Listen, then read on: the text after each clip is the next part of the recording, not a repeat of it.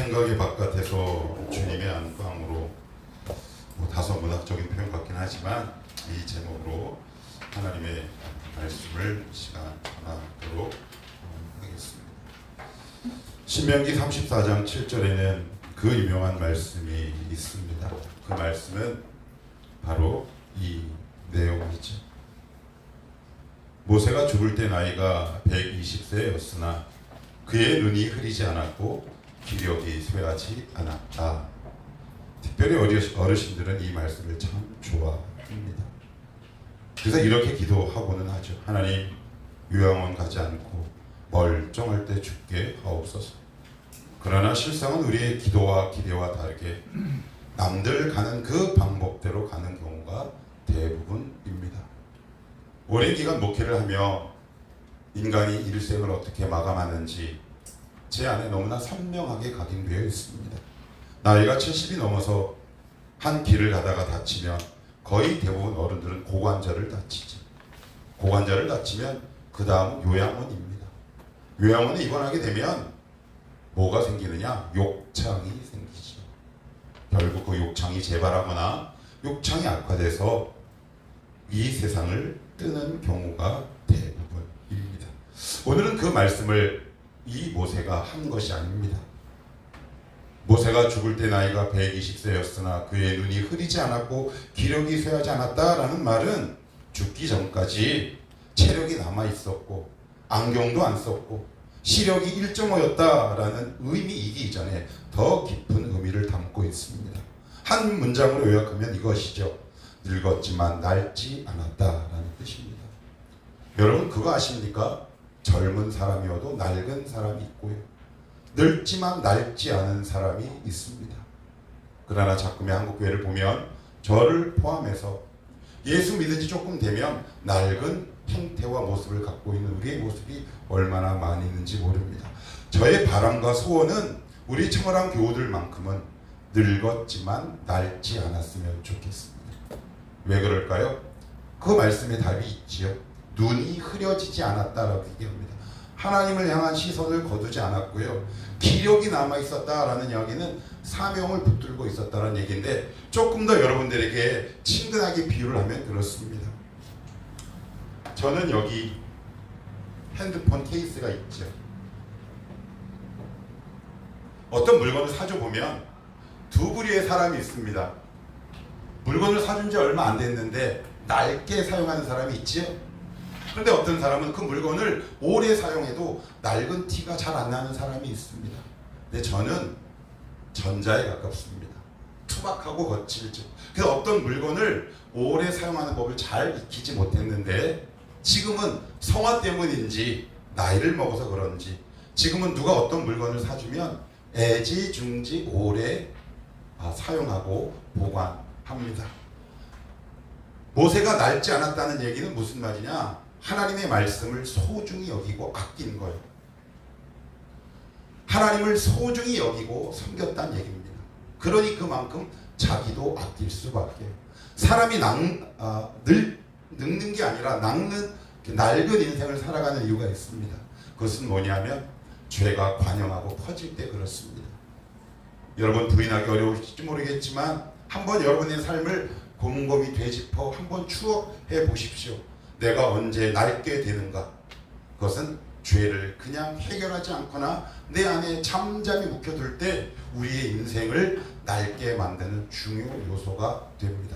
다시 한번 여러분들에게 부탁하고 권면하는데 우리 청월함 식구들은 육체적인 나이는 늙지 모르겠지만 영혼의 나이만큼은 낡지 않았으면 좋겠습니다. 여전히 나이가 들음에도 불구하고 기력이 살아있는 여러분 되기를 축복합니다.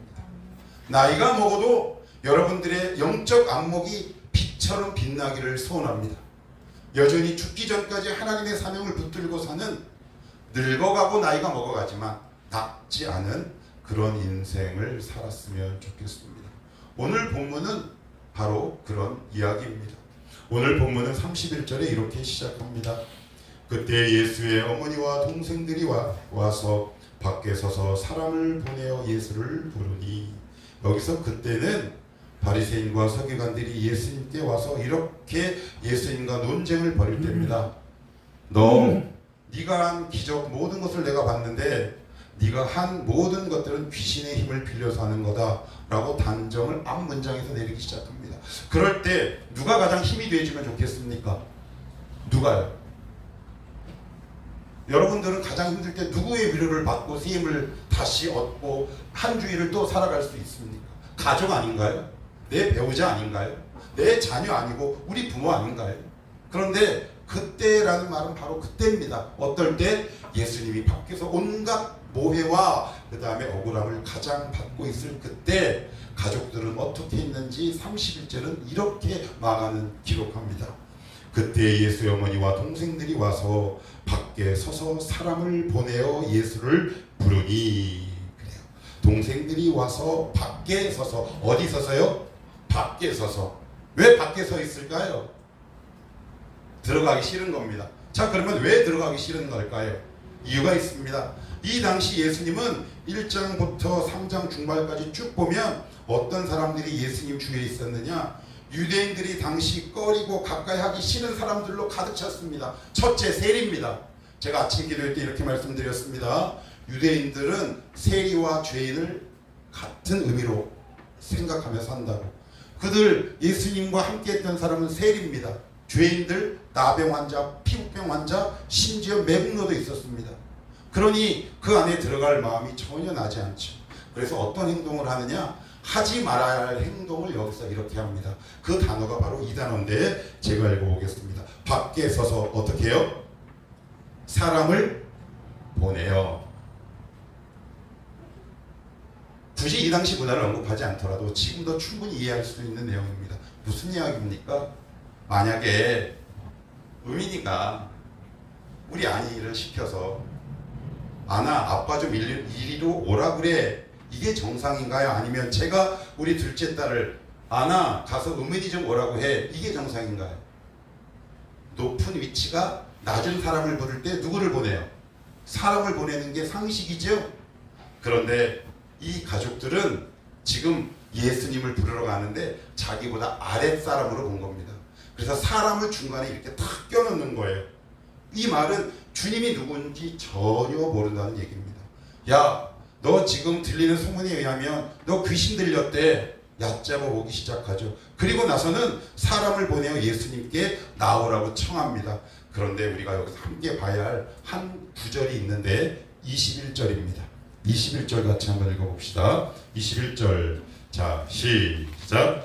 예수의 친족들이 듣고 그를 붙들러 나오니 이는 그가 미쳤다 하밀러라. 21절에 보시면 그를 어떻게 해요? 붙들러. 친척들이, 동생, 친척들이 다 왔는데 여기서 붙들다라는 말은 아마 들으면 조금 놀라실지도 모릅니다. 체포하다, 연행하다, 감금하다는 뜻을 담고 있습니다. 이 단어는 누구에게만 쓸 수 있는 거지요? 죄인에게 쓸 수 있는 겁니다. 지금 예수님을 체포하러 온 겁니다. 그런데 이 단어가 어디서 쓰였느냐? 마가복음, 말미, 마태, 누가의 바리새인과 서기관 대제사장들이 예수님을 체포하러 왔다 할 때 사용된 단어와 똑같습니다. 이게 무슨 말일까요? 이런 겁니다. 너 거기 있지 말고 밖에 나와라. 여러분, 그 전에 내가 안으로 들어가야 되지 않겠습니까? 밖으로 나오란 얘기는 내가 지금 예수님을 통제하고 싶은 겁니다. 당신은 내가 있어야 될 여기에 있어야 돼 라고 단정 짓는 겁니다. 그러나 우리는 예수님께 가지 않죠. 어떻게 합니까? 당신이 이리로 오라는 겁니다. 내 생각에 맞추라는 겁니다. 내 기도 응답을 내가 원하는 때 좋은 말 할 때 내놓으라는 겁니다. 이게 되게 무서운 겁니다. 그들은 오래 알았습니다. 그치요? 친척이니까. 우리는 어떻습니까? 예수님을 주로 믿고 살아가지만 우리는 여전히 예수님이 나에게 와야 합니다. 내 통제권 안에 있어야 합니다. 그러나 오늘 성경은 의도적으로 마가는 이렇게 기록합니다. 밖에라는 단어가 31절에서 35절까지 두 번 나옵니다. 한번 볼까요? 31절 동생들이 와서 밖에 뭐라고요? 서서. 32절 맨 끝에도 뭐라고요? 동생과 누이들이 뭐라고요? 밖에서. 친척인데 피부친데 지금 예수님 밖에 있다라는 말을 하고 싶은 겁니다. 지금 마가가. 그러면 우리는 지금 생각의 바깥에 있습니까? 아니면 주님의 안방에 있습니까? 살다 보면 이런 욕구가 우리 가운데 얼마나 많이 있는지 모릅니다.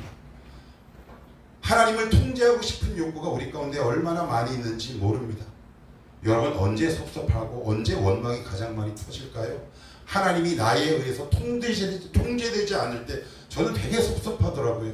하나님, 이 시간 요때 이 상황에서는 이렇게 응답하셔야 하는데 왜 제 생각과 뜻대로 움직여주지 않으세요? 라는 말을 오늘 이 본문에 비추면 통제입니다. 주님을 꽉 감금하는 겁니다. 그래서 내가 맞는 위치에 주님을 데리고 오고 싶은 욕구가 우리 가운데 있습니다. 그러나 오늘 마가는 무엇을 얘기하느냐? 밖에 있지 말고 어떻게 해요? 안으로 들어오라는 겁니다. 오늘 주님이 우리 청월함 교우들에게 뭐라고 말씀하느냐? 얘들아, 밖에 있지 말고 내 안으로 들어오라. 내 안으로 들어오라. 자, 그러면 이 안에 어떤 역사가 일어나는가? 32절에 마가는 이렇게 적고 있습니다. 여러분들 32절 한번 읽어보시겠어요? 시작. 우리가 예수를 들어 앉았다가 여짜오되 보소서 당신의 어머니와 동생들과 무리들이 밖에서 찾나이다. 34절도요. 시작. 불러 앉은 자들을 보시며 이르시되 내 어머니와 내 동생들을 보라. 여기 보시면 둘러앉다라는 말이 두 번 나옵니다. 둘러앉다라는 말은 헬라어 성경으로 보면 어떤 의미냐면 주님을 가운데 중심을 두고 원형으로 뺑 둘러앉은 것을 의미합니다. 자, 그러면 원형으로 뺑 둘러앉았고 주님이 가운데 있다면 둘러앉은 사람들은 공통적으로 누구를 바라보고 있나요? 주님을 바라봅니다. 여러분, 원으로 앉았는데 우리가 보통 수련회 가면 저희가 가끔 가다가 뭐 벌떼기도 해서 원으로 쭉 둘러앉을 때가 있잖아요. 그죠? 그리고 제가 가운데 가면 여러분들이 저를 봅니다. 그러고 나서 저는 여러분들에게 이렇게 얘기하죠. 자, 오늘 누구누구 어떤 팀 나오십시오 라고 불러서 기도했던 경험들 있지 않습니까? 그들의 시선은 지금 누구를 향하고 있습니까? 저를요. 이들의 시선은요, 주님을요. 근데 만약에 원으로 둘러앉았는데 옆을 보는 사람이 있을까요? 그런데 왜 둘러앉다라는 표현을 두 번이나 사용할까요? 이유가 있습니다. 내 옆에 누가 있나요? 지금 세리. 왼쪽에 보면 누가 있나요? 나병 환자. 저기를 보면 누가 있습니까? 세리. 저쪽을 보면요, 죄인이에요. 이게 되게 중요한 공동체의 원리이기도 합니다. 우리는 영적 병동이 있습니다. 지금 교회는 죄인들의 집합소입니다. 교회 안에서 시험 안 들리는 일은 한 번도 없습니다. 그럴 때 오늘 이 본문이 우리에게 큰 위로와 도전이 되는 겁니다. 한번 생각해 보십시오. 조금 더 비근한 예로 연인끼리, 부부끼리 왜 다툼이 일어날까요? 지금 서로 얼굴을 이렇게 보고 있는 겁니다. 그럴 때 그 싸움에서 벗어나는 가장 확실하고 빠른 길은 뭐냐? 손을 딱 잡고 가운데 있는 주님을 함께 바라보는 것이죠. 그럴 때 싸움 나지 않습니다. 옆에 보면 역겹죠. 이렇게 마주보고 있으면 늘 다툼이 일어납니다. 그래서 잘 싸우는 연인이 있고요, 잘 싸우는 가정이 있고요, 잘 싸우는 부부가 있습니다. 그들의 공통점이 뭐다? 서로가 서로를 바라보고 있습니다. 원 안에 계신 주님께 시선을 두지 않죠. 그러니 맨날 그 가정 속에 화평이 깨지기 시작하고요, 하나님이 맺으신 거룩하고 건강한 데이트와 연인 사이에서도 끊임없는 분열과 잡음이 반복해서 일어나고요, 끊임없는 말로 상처를 주는 이런 악순환이 우리의 삶 가운데 왜 반복되느냐? 원 안에 주님을 함께 바라보는 것이 아니라 서로 바라보고 있기 때문에 그래요. 그래서 오늘 마가는 둘러앉다라는 표현을 사용하고 있습니다. 이게 얼마나 놀랍고 아름다운 말인지 모릅니다. 자, 그러면 우리 주님의 의사의 처방전을 받아야 되는데 이게 이렇게 막 싸운단 말이에요. 그러면 우리 고민이 있어요. 고민. 어떤 고민? 목사님, 하나님, 저는 주님을 바라보고 있는데 얘는 안 봐요. 그럴 때 어떻게 하면 될까요? 성경에 그런 내용이 있더라고요. 한번 찾아볼까요? 나는 바라보고 있는데 우리 배우자가 바라보지 않아. 나는 바라보느라고 애를 쓰는데 내 여친, 남친은 바라보지 않아. 그럴 때 어떻게 하면 좋을까요? 출애굽기 15장 찾아봅시다. 출애굽기 15장.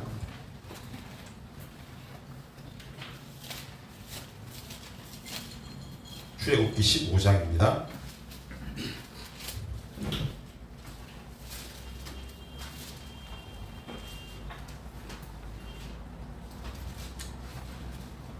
창출입니다. 창출. 출애굽기 15장.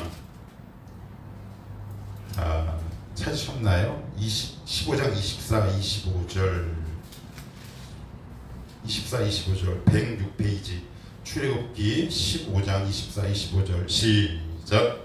백성이 모세에게 원망하여 이르되 우리가 무엇을 마실까 하니 모세가 여호와께 부르짖었다. 자, 여기 보시면 백성이 모세에게 어떻게 해요? 모세가 원망받을 행동 했나요? 안 했나요? 전혀 하지 않았습니다. 우리가 살면서 되게 답답한 게 뭐냐면 나는 내 나름대로 신앙을 지킨다고 지키며 가는데 내 친한 배우자나 그리고 내 연인이나 내 주변에 있는 지인들이 나를 향해 원망의 눈길과 말을 내뱉을 때 우리는 얼마나 고통스러운지 모릅니다. 그럴 때 여러분 이렇게 맞받아치면 그 공동체는 그 가정은 그 연인은 그 부분은 무너지는데 오늘 25절 보십시오. 백성이 모세를 향해 원망하면 어떻게 돼요? 티키 타카가 돼야 되잖아. 그런데 모세가 25절에서 뭐라 그러냐면 원망의 소리를 듣자마자 그의 입술과 눈이 하나님을 향하기 시작합니다. 맞서 싸우지 않습니다. 여러분 맞서 싸우면 둘 다 망하는 겁니다. 내가 지금 억울한 일을 당했거나 내가 누군가에게 원망의 소리를 들을 때 그 사람을 보고 함께 싸우면 지금 그도 망하고 우리도 망합니다. 그래서 오늘 25절에 보시면 제가 마저 읽겠습니다. 모세가 여호와께 불을 지졌더니 여호와께서 그에게 한 나무를 가르치시니 그가 물에 던지니 물이 달게 되었더라. 여기 보시면 모세가 여호와께 어떻게 해요? 불을 지졌더니 하나님이 무엇을 주셨나요? 처방전을 주십니다. 야 이렇게 한번 해볼래? 라고 얘기합니다. 그런데 사람이 사람을 서로 보잖아요. 그러면 답이 나오지 않습니다. 한숨만 나옵니다. 여러분 되게 속상합니다. 여러분 앞에서 제가 모세 이야기를 잠깐 했는데 오늘 제 아내에게도 물어봤습니다. 뭘 물어봤냐면 모세는 행복했을까? 어떠세요? 모세는 행복했을까요? 그런데 신명기 33장에 보시면 모세가 죽기 전에 이런 말을 하고 떠납니다. 이스라엘이여 너는 행복자로다. 무슨 말일까요? 모세가 행복하지 않았는데 누군가를 향해 행복하다고 얘기할 수 있겠습니까? 그러면 그의 인생은 왜 낡지 않고 행복했을까요? 그 답이 바로 여기에 있는 거죠. 사람과 싸우지 않습니다. 사람과 끊임없는 성호전을 피하는 지혜를 그 하나님 예수 그리스도 안에서 배우기 시작하는 거죠. 여러분 사람을 바라보면 다툼이 일어나지만 하나님을 바라보면 처방전이 생기기 시작합니다.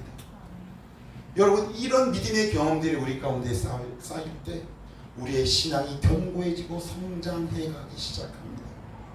그러나 끊임없이 신앙의 결은 오래됐지만 낡은 사람이 있습니다. 왜 낡을까요? 사람을 바라보기 때문에 그렇습니다. 오늘 25절을 제가 다시 한번 읽어보겠습니다.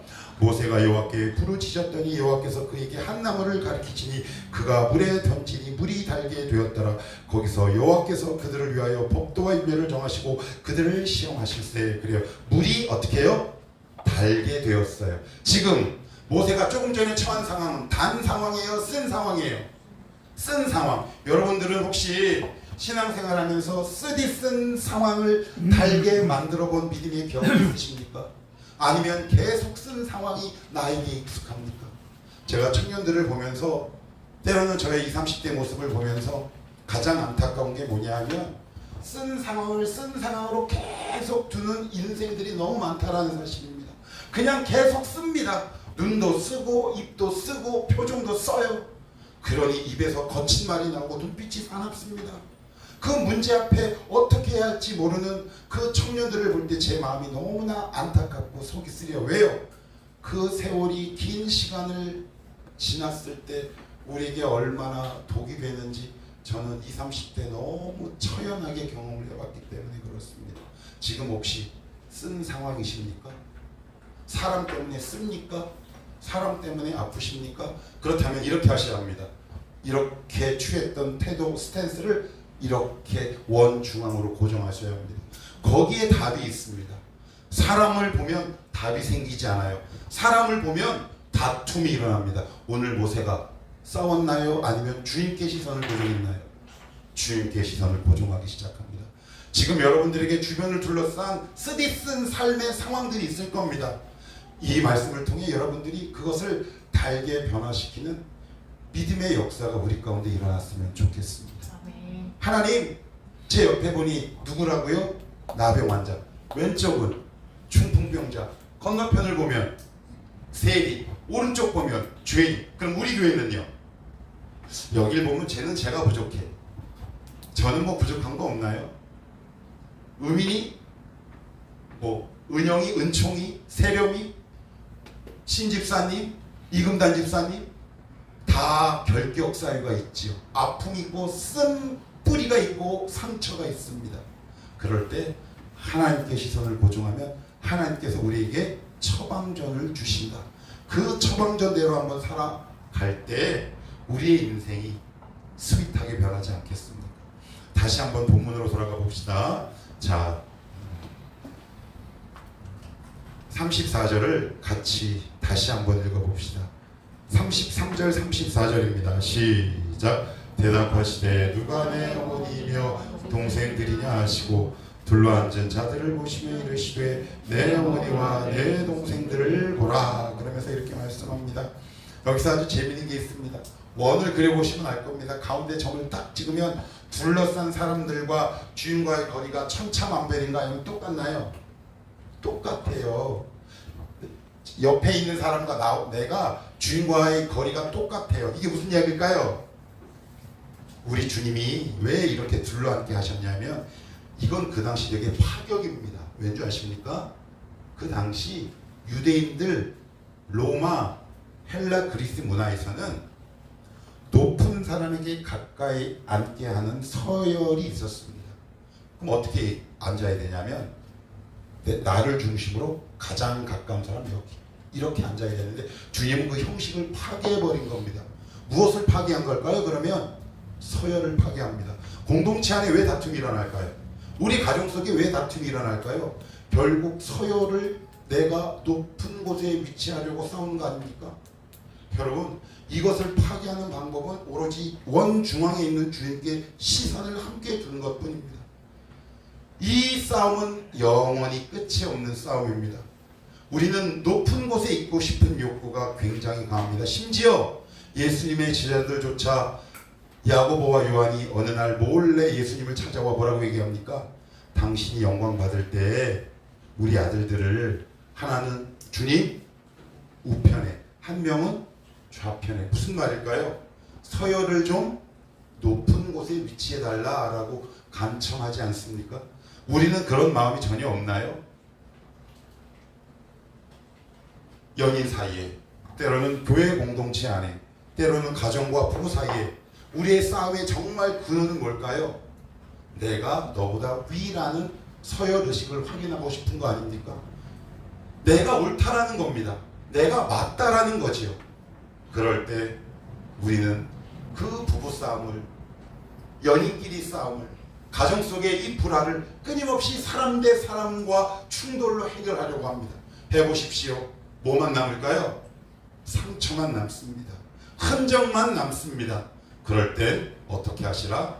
하나님, 이 서열 싸움을 잠시 멈추고 우리 가정이라는 원형 둘러앉은 그 정점의 중앙에 앉아 계신 예수님께 나의 시선을 고정할 때 서열이 파괴되는 거죠. 어떤 일이 발생할까요? 내가 먼저 사과하게 됩니다. 사실 이 설교하는데 마음이 좀 불편합니다. 어제 제 아내랑 투닥거렸거든요.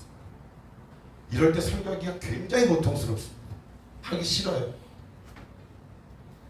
근데 그냥 너희 죄를 서로 고백하라는 야고보서 기자의 말씀처럼 저의 죄를 고백하면 그냥 제가 어제 뭐 어떻게 보면 별거 아닌데 제가 그냥 우리 아내에게 좀 했어요. 그랬더니 제 아내가 어제 저 이렇게 교회로 오는데 카톡으로 이렇게 문장을 보냈더라고요. 근데 더 짜증나는 거야. 왜 짜증날까요? 왜요? 내가 먼저 했어야 되는데 나보다 낫구나라는 것이 확인되니까 또 속이 상합니다. 못났죠? 이런 작은 설교라고 앉았으니 참 부족하고 창피할 뿐입니다. 그래서 다시 주님을 바라봅니다. 주님을 바라보면 서열이 파괴되죠. 서열이 파괴되면 어떻게 될까요? 화해의 손을 먼저 내밀 수 있습니다. 그래, 미안해. 내가 생각해보니까 내 생각이 조금 짧았던 것 같아. 내 품 안에 누군가를 품을 수 있는 넉넉한 그릇이 되지 않겠습니까? 마지막으로 35절 읽고 오늘 말씀을 정리하겠습니다. 시작. 누구든지 하나님의 뜻대로 행하는 자가 내 형제요 자매요 어머니라. 누구든지 하나님의 뜻대로 행한 하나님의 뜻이 우리 교회의 공통 부모가 다 되는 겁니다. 여러분, 어떤 공동체가 아름답게 자꾸 성장해 갈까요? 하나님의 뜻, 하나님의 말씀이 그 가정과 공동체에 딱 공통 분모가 되고 관심사가 될 때 그 공동체는 역동성을 발휘해 가기 시작합니다. 최근에 우리 교회에 우리 청년들 스스로 삭개오 기도회를 만들었다고 합니다. 저는 간섭하지 않았고 하라는 얘기도 안 했는데 그냥 자기네들끼리 모여서 기도하려고 매주 금요일날 8시 반에 모여서 기도한답니다. 제가 그 이야기를 들었을 때 얼마나 감사했는지 모릅니다. 왜냐하면 교회의 관심사가 공통으로 점점 확산됐기 때문에 그렇습니다. 내 마음 못지않게 그들도 교회 공통의 관심사, 하나님의 뜻에 마음을 두고 있었구나. 그런 지체들이 많은 공동체가 어떻게 무너질 수 있겠습니까? 여러분, 가정은 그렇지 않습니까? 하나님의 뜻에 온 가족이 공통적으로 관심을 갖는 공동체, 그 공동체가 축복받은 공동체 아니겠습니까? 우리 공동체가, 여러분이 가정이라는 공동체가 하나님의 뜻이 구심점이요 공통 분모가 되기를 축복합니다. 그럴 때 그 가정은 하나님의 역사가 드러날 것이요, 그 부부는, 그 연인은, 그 교회는 하나님의 역사를 맛볼 줄 믿습니다. 하나님의 뜻이 우리 공동체의 공통 분모, 공통의 관심사가 되는 것, 바로 오늘 하나님이 우리 공동체에게 하시는 말씀이다 싶습니다. 사랑하는 성도 여러분 낡지 마십시오. 늙어도 낡지 않았으면 좋겠습니다. 늙을 수는 있으나 낡은 인생을 살아가지 마십시다. 그 인생의 핵심은 우리 중심에 있는 예수님께 우리의 시선을 두는 일을 죽을 때까지 게을리하지 않는 여기서 오는 하나님의 은혜다 싶습니다. 기도합시다. 우리 같이 한번